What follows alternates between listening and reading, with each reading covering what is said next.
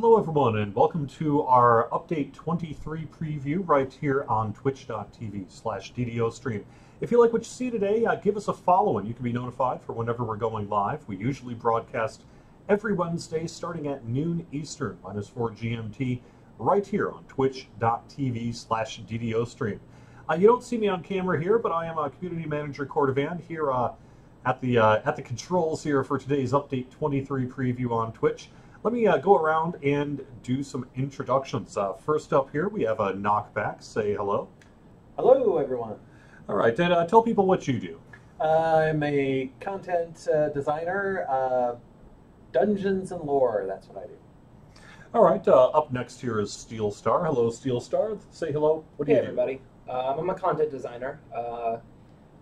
Work on a variety of content, dungeons and raids mostly. For this update, I worked a lot on the U23 raid. Excellent. Up next here is Severlin. Hey, I'm the design manager. All right, very cool. Up next then is Tolero. How you doing, Tolero? Doing good. How are you? Good, good. We got you here to talk about the Mirror of Glamoring and maybe some event stuff, and I'll answer whatever questions might come up in chat. Which, by the way, good point. If you want to ask us a question during our Update 23 preview here, just type in chat. I can't guarantee we'll get to all your questions, but we will do our best to answer as many of them as we can. Finally here, we have got PurpleFooz. Hey folks, I'm the lead designer.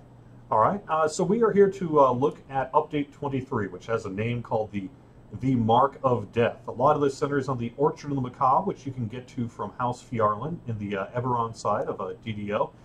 Just head into the necropolis and you'll basically head to the back. You'll find your way there, speak to the quest givers and that sort of thing.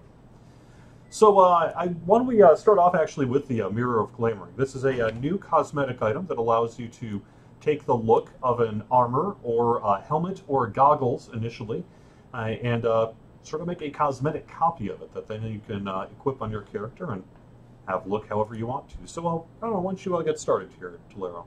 Sure. So this is a very simple item. You get your mirror, you take the armor or the helm that you want to look like, you drop it in the mirror, and it will spit out a copy of that outfit as a cosmetic outfit that you can equip to your cosmetic appearance slots. You don't lose the original item, so you do still get to keep that. And we also wanted to mention that if you have the older style cosmetic kits, the type where you drank the potion to apply it, those aren't compatible, but any of the newer cosmetic outfits where it's just a whole outfit, you actually can also create copies of those with the mirror. So. All right, absolutely, very good. And this works for basically any armor in the game. The only few restrictions are that in-quest items, let's say some of the things that drop upon exiting your quest, you can't glamour that. At the moment, we do not have weapons and shields in the game, but we'll be bringing that to you as soon as we can sort of just do a little bit more work on it. So we are launching with goggles, helmets, and armor. And really, it's just a matter of process of going into the DDO store or getting one from Daily Dice and putting in the item you want, clicking the button, and then equipping it down on your sheet right here. So, for example, let's say I want to take a look of this armor. Create the cosmetic. It's the blood plate. Let's put it on my armor slot. And there we go. There's my blood plate armor. And all of the items that it makes will be bound to account, so if you'd like to have a cosmetic item, you'll be able to move it through your shared bank to your other characters. Yep. And just a note, you can still toggle back to your regular armor if you want to as well. So that is an option. All right, and I guess anything more we should say about the Mirror of Glamoring? It's really pretty straightforward here in terms of how you use it and how it works and all that sort of thing. So yeah, it's a pretty straightforward item. Even if you want to take one armor and make many copies of it, as long as you just get another mirror, you can just make another copy. So it's a very flexible item, and we're hoping that people really have a lot of fun with it. Yeah, absolutely. All right, I guess that's really about that. Why don't we start moving a little bit to Armor Up. Armor Up is sort of a conceptual name for a series of changes that are being implemented in Update 23. I think probably, Severlin, you're maybe the best equipped to handle questions in regard to Armor Up. So kind of conceptually, what is Armor Up?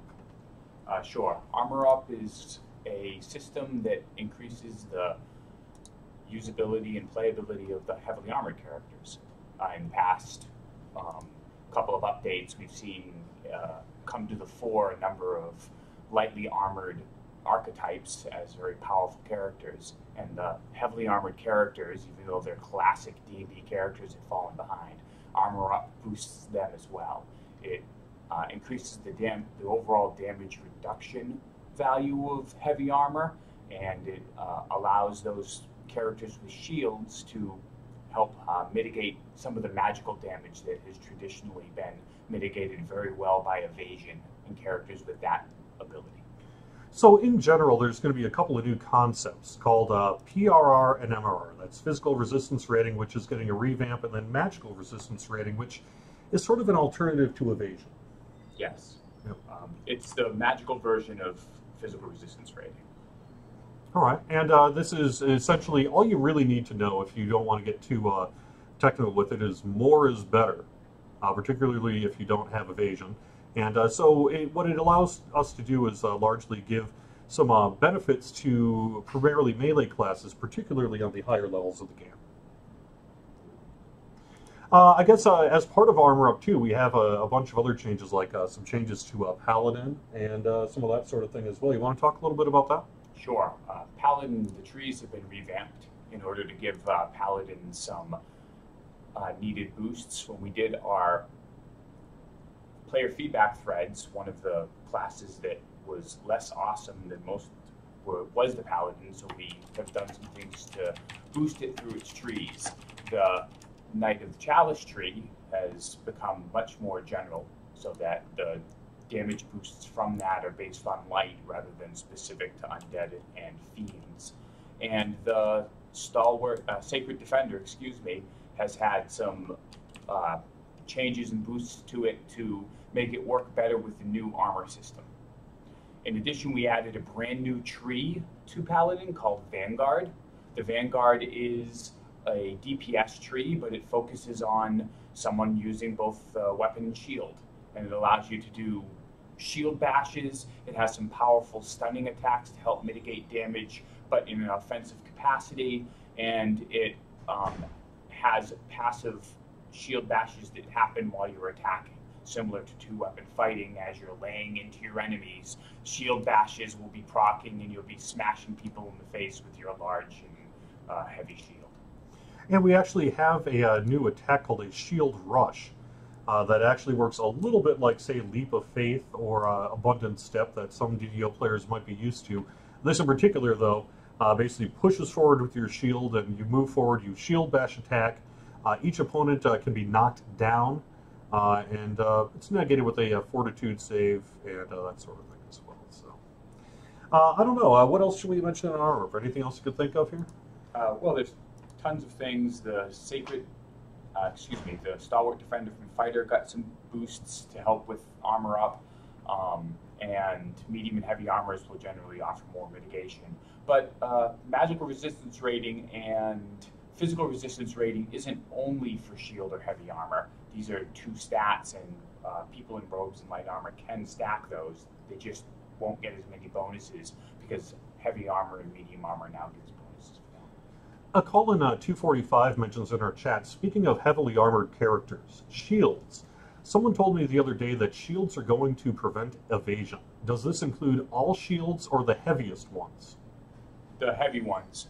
In the past, what was happening is we had a place for tower and large shields, and Swashbuckler gave a place, not surprisingly, to Buckler, but there was really no use for small shield. Conceptually, the tower and heavy shields will prevent evasion, but then the small shields will allow evasion and allow the characters who want to use a shield but still have evasion to have their place. In addition, we've boosted a couple of the shields. The Shield of Mourning has been changed to a small shield, and will offer some buffs so that small shield users have good name shields as they level. In addition, the raid also might have some goodies revolving around small shields and bucklers for those characters as well.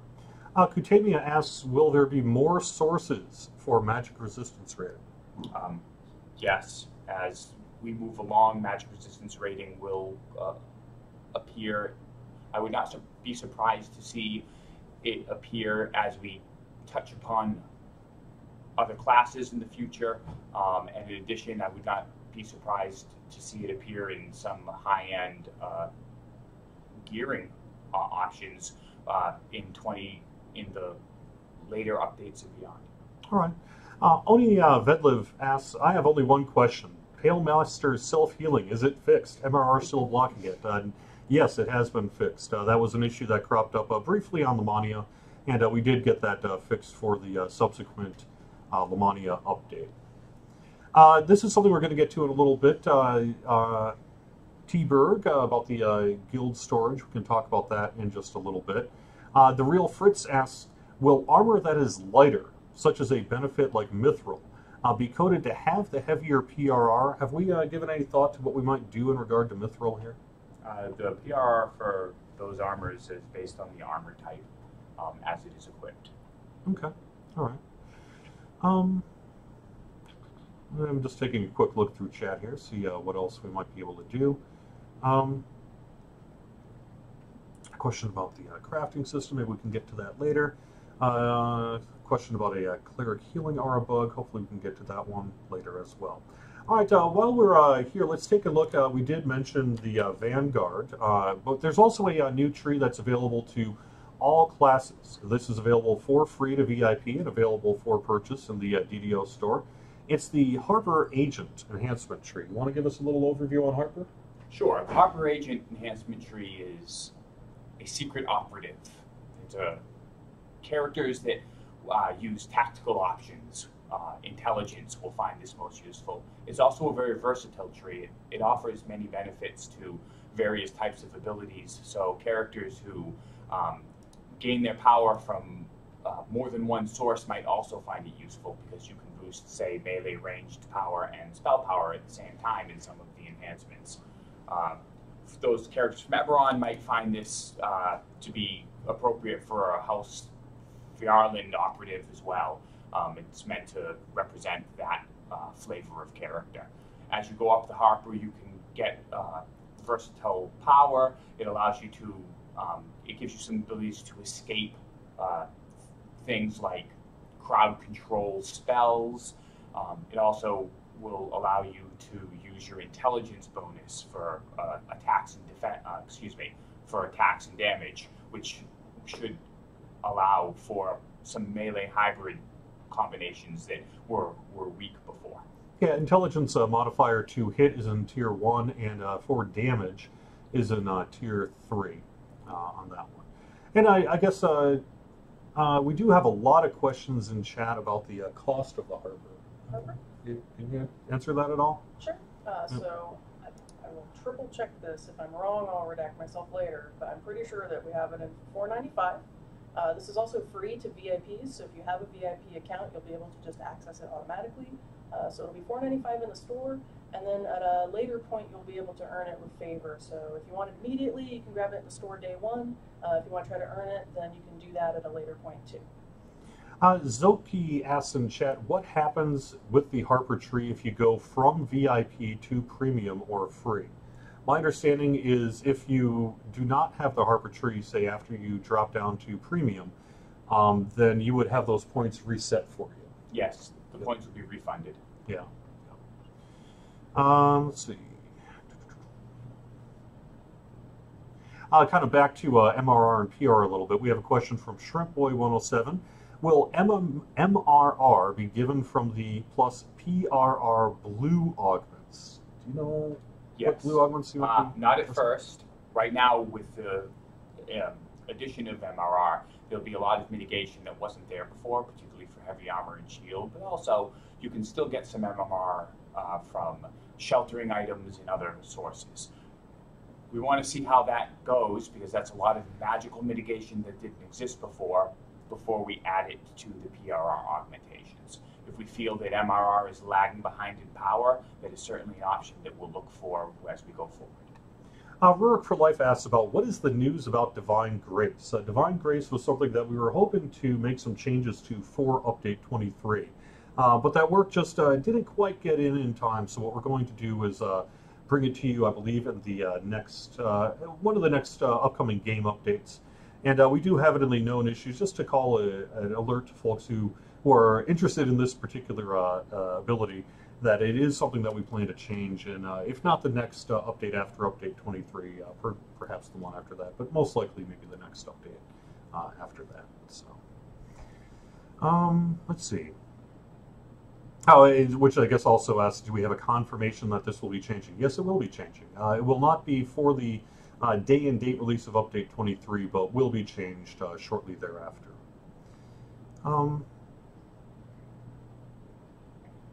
Okay, we answered that question. We haven't mentioned what house in terms of the favor reward on Harper yet. I believe that's still kind of up in the air here, right? I think there's a pretty good guess you could make about what favor would be required for Harper Agent, though. Yep. Okay, let's see what else we have here. All right, why don't we perhaps move on? Actually, get some visuals going in our live stream. So, when you first log in after update 23, if you want to check out this new content, you'll head into the Upper Necropolis. And I did want to call attention to two things. If you're just going straight from the to the Orchard of the Macabre, there you go. You just go up the ramp that way. Yeah. But if you want to get to the quest givers and all that sort of thing, you'll go up the ramp, right. Actually, let me give myself a little bit of a faster run speed, just so for the purposes of the live stream, it'll kind of wind up the path that you're used to. But instead of sort of seeing exactly what you've seen before, we have a new public area, and this has, besides a fountain of a necrotic mite crafting section, it's got the general quest giver here, along with all the other quest givers. We have a far shifter to send you back down to the main camp, and then ultimately I believe you will speak to this person to pick up the raid. Probably a good time to start talking a little bit about the update 23 lore. Excuse me a second. So PurpleFooz, why don't you talk a little bit about the storyline here for update 23? Sure. So update 23 has an epic version of the original storyline. It is a continuation. In the original heroic storyline, a lich named the Black Abbot was trying to ascend to godhood, and in the heroic raid, players stopped him. They destroyed his corporeal form and destroyed his phylactery, or so they thought. With the start of the new epic storyline, we start hearing rumors that the Black Abbot has returned. There's a lot of mystery around this. We don't really have all the information to start out with. And it's part of the player's job to go into the landscape, the new epic landscape, and each of the 4 epified dungeons confront former lieutenants of the Abbot to try to pump them for information and figure out what's going on. I should mention that the epic landscape and the 4 epic dungeons are CR 29, and the brand new epic raid is CR 30. We should also point out there's a new fellow in the landscape who, if you've completed a Necropolis quest, will take you close to the entrance of that quest. So he's a handy new shortcut. Yeah, absolutely. So the Orchard of the Macabre has been given a sort of a revamp for the epic level areas. Can you talk a little bit about what some of the primary changes people might encounter there? Sure. One of the new types, or actually rather, one of the new factions of monsters that you'll encounter now in the landscape are the Emerald Claw. They were the quest givers in the original heroic orchard, but now they stand in the player's way. It's not actually all that surprising, considering they are a villain, a bad guy group. And when they were helping out the players in the heroic version, motives are probably rather disingenuous. With the Emerald Claw presence, obviously it has something to do with the Black Abbot's return. They're working together in some way. Through the course of the landscape and the dungeons, whether it's interrogating the abbot's lieutenants or finding journals left over from the Black Abbot, we find that a new character has entered into the story, Aranda's Vault. Now, I say new character, she's new to DDO, but she's actually a very well-established character in the Eberron universe. She is a very well-known bad guy. So it turns out that Aranda's Vault has made a deal with the Black Abbot, and I'll stress deal in quotes, because it's not necessarily all good for allies in that way. A lot of her motives are initially shrouded in mystery, but she has a lot of back lore that we're presenting as well in journals from Aranda's Vault that you can hear on the landscape. Normally, such a big move by the Emerald Claw would be very aggressively countered by the Silver Flame. There are opposing factions that usually fight each other on sight. But the bad guys have come up with a clever plan to destruct the Silver Flame. As many of our Eberron fans will know, the Silver Flame is well known for this event called the Purge, where a couple of 100 years ago, they wiped out nearly all the lycanthropes from the continent of Corvair. Whenever more lycanthropes, in this case werewolves, crop up, it's common to see Silver Flame hunters come in and try to contain the spread of lycanthropy. So the bad guys have arranged for an outbreak of lycanthropy in the orchard expressly in order to distract the Silver Flame and keep them off their backs. And that's one of the types of encounters that you'll see out here in the new Epic Orchard. And I'll give a little bit of a spoiler warning. Even though the Silver Flame are generally good guys, and they'll generally help out the players, they have their priorities to keep the spread of lycanthropy contained. And if they think you might have caught the plague from a bite or a scratch, you might just find that they're not always on your side. That's an understatement here. I guess let's just talk a little bit of the nitty gritty here. What level in general is the landscape area, and what level are these epic quests? Right. The landscape is level 29. So are the 4 dungeons that we epified. That is the Fleshmaker's Laboratory, the Temple of Vol, the Ghost of Perdition, and Inferno of the Damned. The new raid, which we'll see in a moment, is a completely new version of the raid, not just an epified heroic raid, is level 30. All right, and for those who already have the Orchard or the Necropolis 4 Adventure Pack, my understanding is they really don't need to do anything to unlock this new content. If you already have the pack, you get it.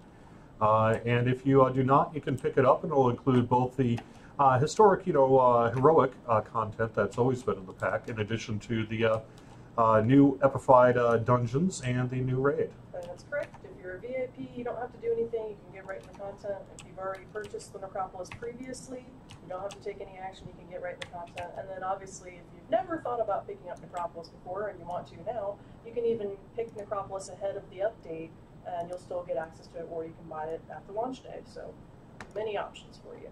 But predominantly, if you've already gotten access to this content, nothing changes for you. All right. In terms of flagging for the raid, I know that this is something that has come up frequently on the Mania. The flagging for the new raid is essentially to run the new quests and then speak to the NPC back at the base there that you just saw, and pick up the raid. It's pretty straightforward. We're not making you do sigils, Right. and we're not making you gather pieces of things or any of that that's in the heroic areas. A lot more straightforward this time around. There are epic tapestry pieces, which are Yes. a different thing. Yep, they're used for upgrading items you'll find in the quests and in the raid. Oh, that's what bitches I don't actually have power attack active. That's because I had to reboot the Mania thing here. That's why we were a little bit late. So let's see. Let's turn to the questions here. See what kind of questions we have. Besides a whole bunch of people saying "Turn on PA." Someone says, "Can you catch lycanthropy in here? Is that actually some kind of, say, debuff or state that you're going to have?" No, that's a thing we discussed for a little bit, but ultimately allowing you to play as a werewolf was not something we were ready to support. In Eberron particularly, it'd be very problematic. You couldn't do any of the Silver Flame quests.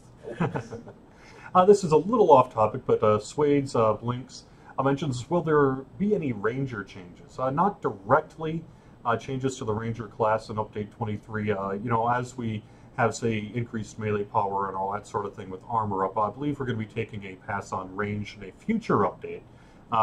We're not really ready to talk about that yet, but that'll be something that you'll see moderately soon here. There were two Ranger buffs. Two of their high-end Tempest abilities were reduced drastically in cooldown, and increased a little bit in length, so that they should get more AoE options and have their buttons will come back much more quickly. Yep. And Rangers, like any other class, are going to have access to the new Harper tree, which should be open up new options for, say, pure Rangers or heavily invested Rangers. All right, this one is more of a suggestion, probably a suggestion maybe for you, Steelstar. Black Tiger Studio mentions, is there going to be a yellow augment to keep intercession away? Something we had thought about, not for Update 23, but it's a possibility in the future. Yeah. Extra Lag asks about hireling AI and pet survivability. We'll actually talk about hireling AI in a little bit later on in this preview. We keep looking at our questions here. Someone mentions, it's a kind of a lore question. This person thought that the Shroud Raid was brought on by the Abbot's death. How do we explain that now that the Abbot's not? Well, it wasn't his death, it was the failure of his ascension to godhood, which, you know, you can think of as sending out sort of a magical EMP, pulling the planes out of alignment. And the fact that the Abbot's failure to ascend caused a misalignment of the planes actually plays a role in the storyline for this update. Exaltus asks, at some point, Holy Retribution was stated to recharge Smite Evil. Is that actually the case for Update 23? Yes, we did get that in for Update 23. Okay, very cool. We have gone over the Paladin changes already.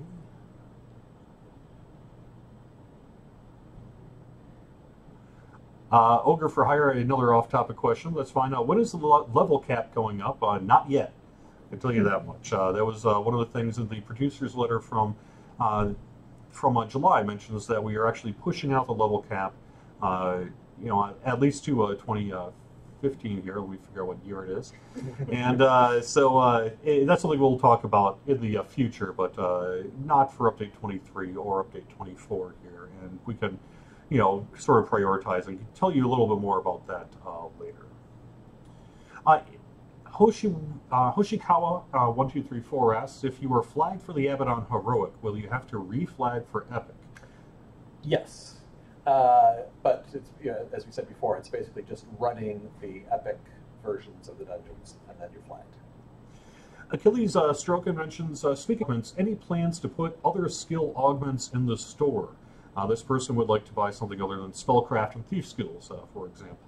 I know that that's something that you and I have talked about, Tolero. I think that it's something we're maybe not quite ready to address yet, but we have been hearing that comment from folks who are saying that, yes, they would like to see it. I'm currently exploring that. I don't have a set timetable as to when you would see it, but it is something I'm looking into.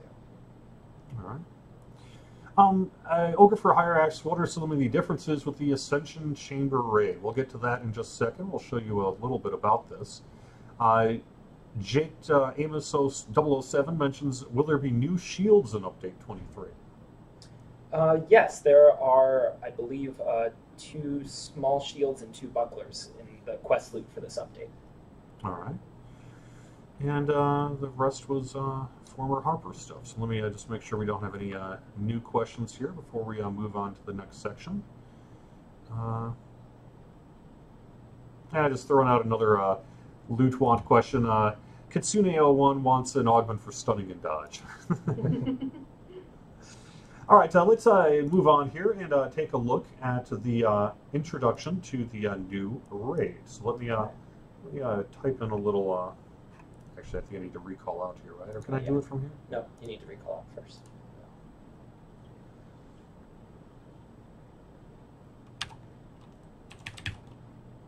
And yes, I'm aware that the typing is picking up on the microphone I've got. We have both a wide microphone for this, and then also the loudest keyboard in the world. So sorry about that. I'm going to have to try to get a quieter keyboard for the next live stream, I think. All right, so let's talk a little bit about the new raid. The raid is called the Mark of Death. It is a may take place in some of the same area from the heroic raid that you've seen, but a lot of it has changed. So why don't we get to Steelstar on here to just talk a little bit about it? Sure. This raid is more of a sequel or a successor to the original Ascension Chamber raid. In that raid, the abbot was attempting to ascend to godhood, and you were foiling his plans to do that. In this raid, the abbot is back, and you are entering the Ascension Chamber to stop him. But backing him up this time is Lady Vol, who we talked a little bit about earlier. Lady Vol is a lich, who is also half dragon and half elf. I believe the phrase we were talking about was half elf, half dragon, all lich. Exactly. So the raid starts off very similar to the Ascension Chamber raid. You may remember, you walk in, the abbot talks to you a little bit, and then he comes down and starts fighting you. After you face him for a little while, he'll open up the way to some rooms where you need to face some heavily armored Death Knights. These guys are fairly bulky and hit like trucks. But once you get them out of the way, you'll get access to some items that should be familiar if you played the heroic raid. The goggles that let you see invisible platforms, the wands that let you create ice platforms out in the water, and the throwable asteroid boulders, which will let you break up the encasement attack that the abbot uses. As you get further into the raid, Vol herself will eventually show up and begin helping back up the abbot. She has a lot of very nasty attacks, including a breath attack that has a lot of different components to it because she's had a very long time to hone the draconic breath weapon. Without getting into too many spoilers, her plan, Vol's plan, involves the Dragon Mark of Death, which is one of the dragon marks in Eberron that was thought to be wiped out long ago, and Vol is the last known person to have this mark. Unfortunately, because she's a lich, she can't use the mark, and so part of her plan involves using the abbot to let her be able to use the Mark of Death again. She has temporary access to use that while she's performing the ritual she's trying to do here. So she begins to unleash that upon players, which involves creating rips to open to the plane of Tolero. While inside of these zones, there are a lot of negative effects, and players probably don't want to stay there for too long, or they'll suffer some pretty nasty effects. Similar, the Heroic Abbot raid is particularly known in Dungeons & Dragons Online as a raid that really emphasizes teamwork. It's historically been one of our more challenging raids. And as we brought this raid to really one of the highest level quests or raids in the entire game, I imagine we wanted to preserve some of that original sort of feel and tactics and all that sort of thing on it. Yes, as well. It's not the same raid by any means, but a lot of the classic elements are here, and I think there's still a lot of strategy involved. It just may be in slightly different ways from the original raid, so it should feel sort of fresh and different. Yeah.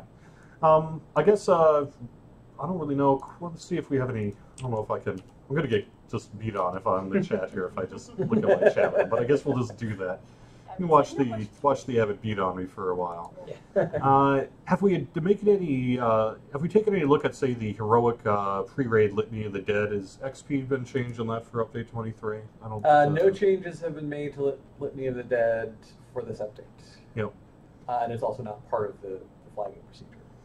So where do pikers hide? Well, I would say hide wherever your soul stone is, huh? Yeah. Mm-hmm. Yeah. Let's see. We can talk a little bit about Maybar maybe a little bit later.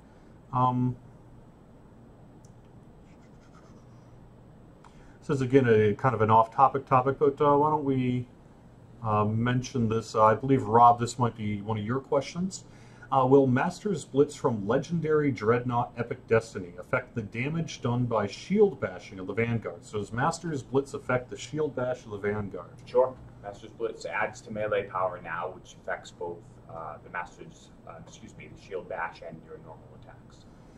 Erlach mentions it's time for a new negative hit point record. Perhaps, although I don't know. If you've seen me on Lamania, you may know that I've gone pretty low, just kind of sitting here and all that for this exact reason, looking at chat and all that sort of thing.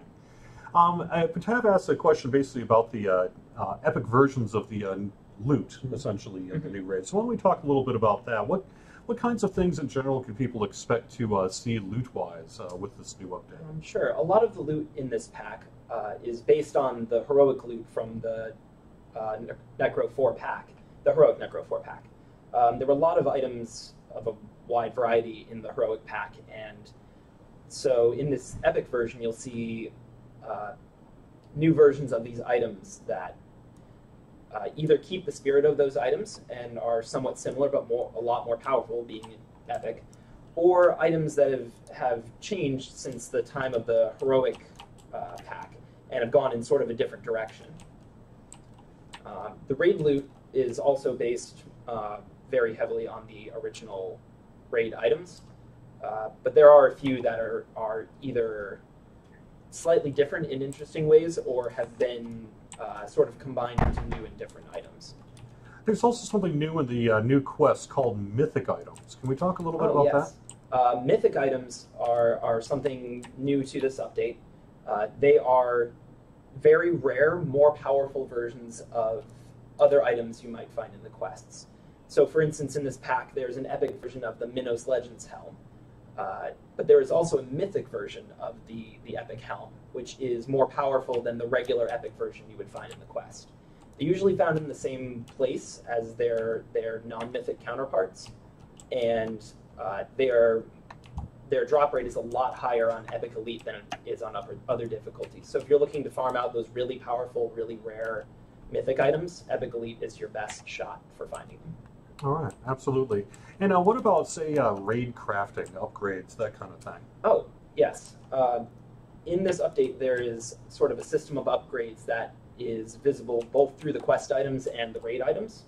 Almost all of the quest and raid items don't start with augment slots in them, but by collecting epic tapestry pieces in the quests and masterwork tapestry pieces in the raid, you can add augment slots to almost every item in the pack.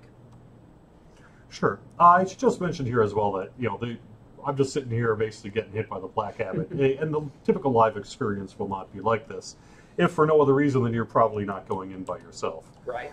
So this is really not even this is just kind of a beginning of stage one. Very beginning of very stage one beginning. here. So there'll be a lot of he's- mobs coming in and things like that as well. Yes. As you can see, he's very tough against a single person by themselves, Yep. so it's going to be a difficult raid. I'll be look forward to seeing how well people can sort of short man and solo this one. Yeah. Let's see. When is Epic Valen Amrath coming? Well, we'll let you know. We have no plans to talk about either of those at the moment, but if and when that ever happens, we'll let you know. So, someone also asked a little bit about, did we get a chance to sort of work on any of the heroic stuff, heroic flagging in particular? The answer to that is no. We were not able to get to the heroic sort of part of the Orchard of the Macabre this time around, but perhaps with enough feedback and interest, that might be something we could look at in the future. Yeah, we didn't change any of the flagging for heroic. People playing on heroic will notice some improvements, though. There are some more restaurants in the landscape. The landscape's a little bit easier to navigate because we fiddled with the water. Little tweaks like that to improve quality of life on heroic. And in building the new raid, there were a few changes we made that may increase performance in the old raid. Ragnitz asks, is the raid one-manable if I put enough points into luck? It would be a real challenge. I'm not going to say never, because every time you do that, people prove you wrong, right? But that would be tough to do. Maybe. I don't know, I guess we'll see, right? Give it a try and let us know how it goes. What else we got here. The Crazer 95 asked something that I guess I've seen in other parts of the, or other sections like the forums and all that sort of thing. And that is, why do we not focus, say, on the epic items in the Orchard of the Macabre? My understanding is that largely has to do with really two features that we have. One that previously has come out, that would be the Thunderforge, and upcoming sentient weapons, which is something we've talked about but not really gone into detail about. But my understanding is that at least played a part of the conversation as to when we came to the decision of what items to upgrade here for update 23. Yeah, definitely. We, again, like you said, there are a lot of items in the heroic necropolis, and so especially with Thunderforge still being a relatively recent system, and as you said, other upcoming future plans, it made more sense to focus on other non-weapon items for this update. Styles 229 says, "Will Warforge ever have a new underpants cosmetic option?" We don't get a lot of requests for that, I have to admit. But if we ever say, "Hey, are people asking about new Warforged underwear?" I could say yes. It happened on our live stream. So there you go. People asked a little bit about a sort of a situation in game of mobs kind of falling off cliffs. We have addressed that, I believe. Right? Is that for 23 or maybe after? I think that's something that's still being looked into. I don't know offhand if it's been addressed for 23 or not, but it's something that we are definitely actively investigating.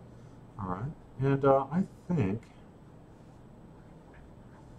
think we pretty much have all of the chat that I can think of here. We have a bunch of stuff on Maybar, so I guess we really should get to Maybar here in just a little bit. Just going through the chat. Will the water still kill you? Yes. Yes. Slightly differently than the heroic raid, but it's still very deadly, and I wouldn't try to swim through it, swim under it, jump over it, or bunny hop through it, or spend any amount of time in it. Yeah, absolutely. Someone asked the big question, which is, when is Update 23 coming out? I guess, being as the current state we're in right now, we could let you know that all plans are to have Update 23 come out next week. And we will provide more information as we get a little bit closer to that in terms of the downtime. Of course, something can always come up at the last second here, so take this as sort of a goal. And once you see the downtime confirmation of that, you can count it as fact. But our plan is to bring this out to you next week to the live service. So there, answer that question. Someone has a question. They would like a suggestion, I think, to be able to see a total for ranged double shot rather than only melee double strike. I don't really know quite what the status of that one is. There are some things about the character sheet that we will probably be looking at in upcoming updates. Yep. Will anything be done, Unsmitten asks, with Warforged armor feats with armor up?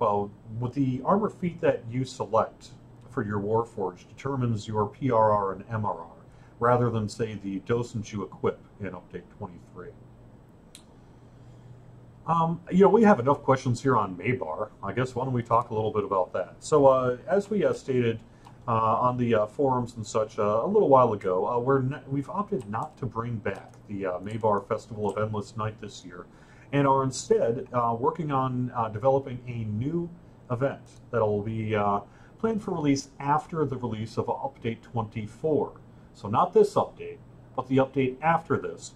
After that update comes out, we are expecting to have a new in-game event that is long-term meant to fit a lot of the same spot that Maybar, the Festival of Endless Night, had. And what we're going to do for Maybar this year is, or that time frame rather, this year, is we're going to bring back Crystal Cove. Update 23 does have a new tier of Crystal Cove loot. That's correct. So we wanted to make sure we had something going on for Halloween, and since no one's gotten the chance to see the new loot for Crystal Cove, we thought this would be a good time to introduce it. It wasn't quite ready for Talk Like a Pirate Day, so we'll have a nice long run of Crystal Cove basically towards the end of October. Someone asked, will there be pumpkins? I can say yes. There will be pumpkin heads.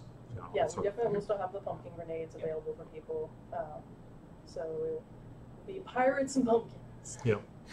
In terms of the pumpkins in House Jarasco that you'd see, like the, or rather the Tolero's Graveyard, it's something where we aren't really, we haven't done really enough legwork on this to entirely say for sure, but we've kind of looked into the idea of whether we might be able to use that in some capacity in the future, but really nothing to say about that at this point. Hopefully once we get more solid sort of investigation into that, we'll see if perhaps that might be something that may be able to be returned in the future. Let's see. All right. Why ultimately are we getting rid of Maybar? Well, the Maybar, as people have stated, on the forums and other social networks, that Maybar Festival of Endless Night was pulled last year a little early due to some performance issues. And that's something that when we looked at what it would take to essentially resolve those performance issues versus creating a new festival from the ground up, we opted really to go for the new festival approach. And I think hopefully that once you see the new festival, you can give us your feedback as to whether you think we did the right move there. But I'll leave that opinion up to you. For the upcoming Eurasian Midwinter event, we do plan to still bring both of those back. Those will be around their regular times as well. So really, the all the other events are really going to be on their regular schedules. It's really just Maybar being replaced by a new event this year, and that's really the status of that. So. Let's see. Uskanab asks, what will happen to the cargo bay when the old airship amenities go away? At this point, we have not yet announced any plans to remove those airship amenities from the cargo bay. I mean, there was some thought early on where we said it was a possibility, but at this point, as far as I know, we have not really made any decision to do that. So if that ever happens, if we are going to actually remove the old airship amenities from the cargo bay, we'll make sure to give you heads up on that so you can plan ahead or do whatever it is you want to do about that. So, the new event is not directly Halloween themed. DDO Central asks. It is meant to sort of fit in that that sort of general time of the year, but is not directly Halloween themed, I guess I would say. We were trying to get a festival to where we could run them a little more often. Sometimes when we have some of our seasonal events, it feels weird to run them off season. So with this festival, we wanted to be able to bring it for Halloween, but also if we wanted to run it another time or two during the year, it would be flexible for that. All right, let's move on to a little bit of a grab bag of extras here as we're starting to near the latter half of our stream here. We do want to mention that Guild Storage, the new airship amenity, will be back, or will be here, rather, with the release of Update 23. So we'll have a new airship amenity. Is anyone able to talk a little bit about that? I don't know if we have the right person. The right person. Generally speaking, it's it's another type of amenity that you can get access to, like you would with some of the others. So it works in the same interfaces and such with the other guild amenities. We could also mention, and maybe you already did, that we are going to be bringing back as armor appearance kits some of the older cosmetic armors. Yes, we have another 2 lines of the older style cosmetics that will be coming out. One of the lines, I believe, is Royal 2. So we'll have that set, and then a secondary set, but I offhand can't remember the exact name of the secondary set, but we will have 2 more of the classic armor kit lines coming back out for people who've been missing those. And so these will, instead of being the potion style, these have been converted to just be the actual outfit where what you see is what you get. Back to an Orchard of the Macabre question here from chat. Adrene asks, do we have epic versions of Tome Shield turn-ins? No, we don't for Update 23. Okay, right, absolutely. So that's really, mechanic that is part of the heroic section there. A couple of people have asked, what will the mobs of the Epic Orchard be? Are they basically just buff versions of the heroic mobs? The answer is no. PurpleFooz did address that a little bit earlier, where we really have, the werewolves. We've got, say, Emerald Claw, some of the other folks here. So it's really a new set of mobs that are populating this epic version of the Orchard of the Macabre. You'll recognize some of them, as you said. The Emerald Claw will be there.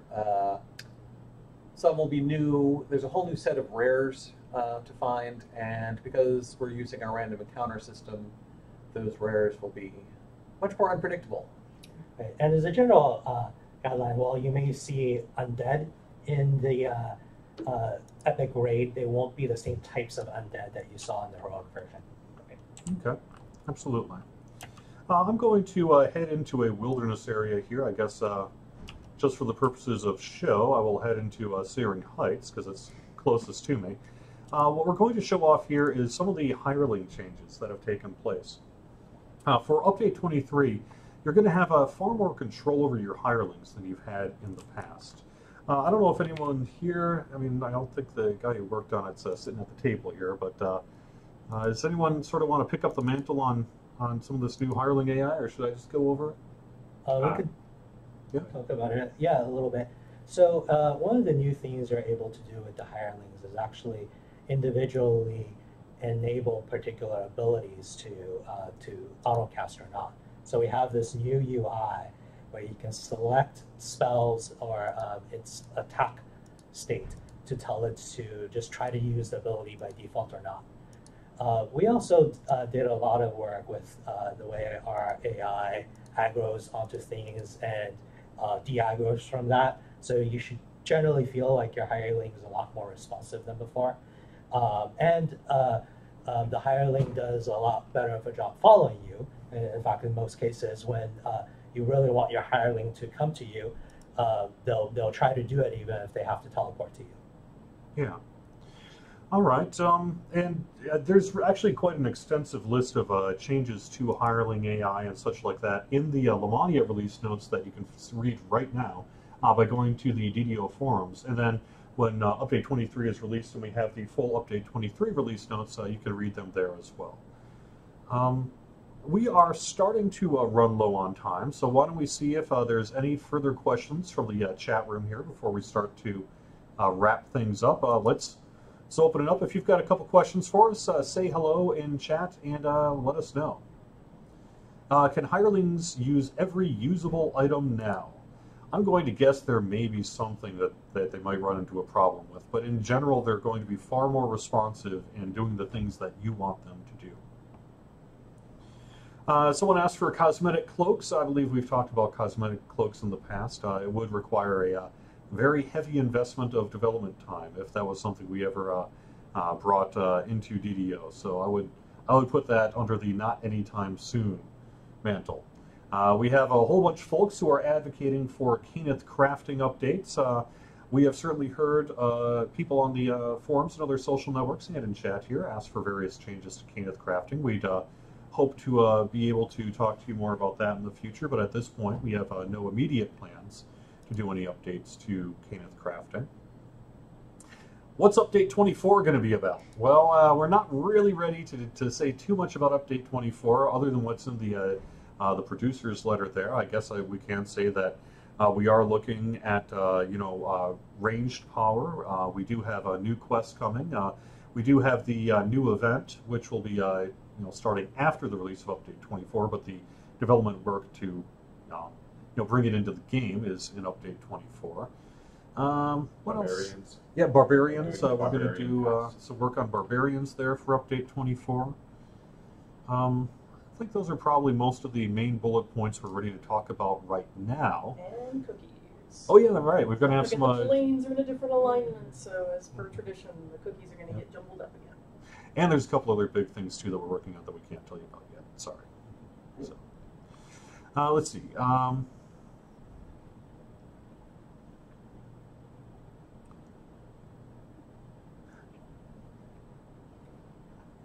Can cleric hirelings now turn undead with this new mechanic? I don't know if we have any turn undead on hirelings or not. I can't remember one that focuses on that as a hireling. I don't think any of the hirelings got new powers. Rather, we gave them more control over the powers they already had. I can't remember playing with a cleric that specifically had turn in its repertoire. Nope. Sorry, could you repeat that, Amanda? Oh, I was saying I can't recall playing with a cleric that had that in its repertoire. So, like Severlin was saying, We didn't add new things to the existing one, so if there happens to be one out there that had that ability, you would probably see it in the toggle, but I don't recall a specific hireling that has that. All right. Oh, I guess Flower maybe has Turn Undead, perhaps. Okay, So that would it's just not be, Yeah. I haven't played with Flower. Yeah, for a Flower, while. yeah, is the appropriate level. Uskanab, or sorry, I can't quite figure out how to pronounce your name. Uskanab mentions you have an issue with your airship hull paint. Will you update 23 fix that? No. What you should do is get in touch with our account support folks if you want to pursue that further, and you can do that by visiting support.turbine.com.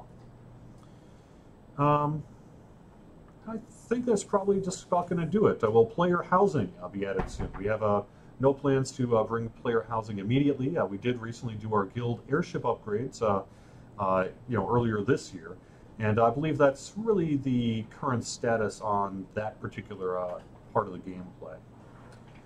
Are we going to get more action points in the future? This probably relates to the Harper tree and sort of the desire to want more because I've spent all. I don't believe we have any plans to add additional heroic action points anytime soon. Shenpet says, will the Bard hireling be fixed? Not sure which one you're talking about nor what's wrong with it. But please send us a bug through ddobugs.turbine.com if you'd like to let us know a little bit more about that particular Bard hireling issue. Has there been a price release for the Mirror of Glamoring? Mirror of Glamoring should be $245. Okay. Let's see. All right, I think that's probably going to do it here. We're running just a little bit over. I think some other folks might need to use our room, so why don't we... And gnomes, we've said this before. I hate to tell you this, buddy, but we have no plans right now into DDO. It's a question that we frequently get I on like our gnomes. chat. We all like gnomes. Are But, you using the royal we? Or... yeah. Okay, maybe most people like gnomes. Let's say that. So, yeah. Someone has a request for more light shields across all the level range. Yeah, I mean, in future content, we're definitely going to be looking to support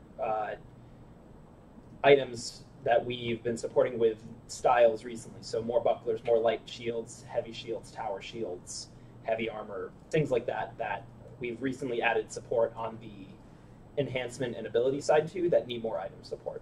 We went through the light shields with Players Council. It looked like from maybe level 6 on, you could find a named light shield every 2 to 3 levels, all the way up. So it wasn't too bad. I mean, obviously, as a player, I would want more named items for all the stuff I use too. So I'm there with you.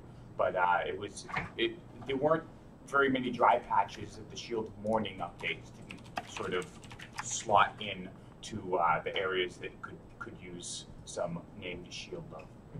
All right. And finally, Takaro87 asks, what's the bonus this week? DDO bonus days starting probably late tomorrow morning Eastern Time will be plus 20% heroic XP, and we also have a VIP XP bonus of... It's an extra 5. Yeah, extra 5. So we'll have a total of 15, and that does stack with the heroic 20. all right. So we tend to be a VIP. And that's going to do it. Thank you very much. Let me thank you, Knockback and Steelstar, Severlin, Tolero, and PurpleFooz for joining us. Thank you very much for joining us in chat here on twitch.tv/DDOstream. Don't forget we're streaming live every Wednesday starting at noon Eastern Time. So I hope to see you there. We even do give out some turbine points. We take your questions, and we run on the live servers with you, just playing a whole bunch of different stuff. Update 23, like I said, we're ready to go.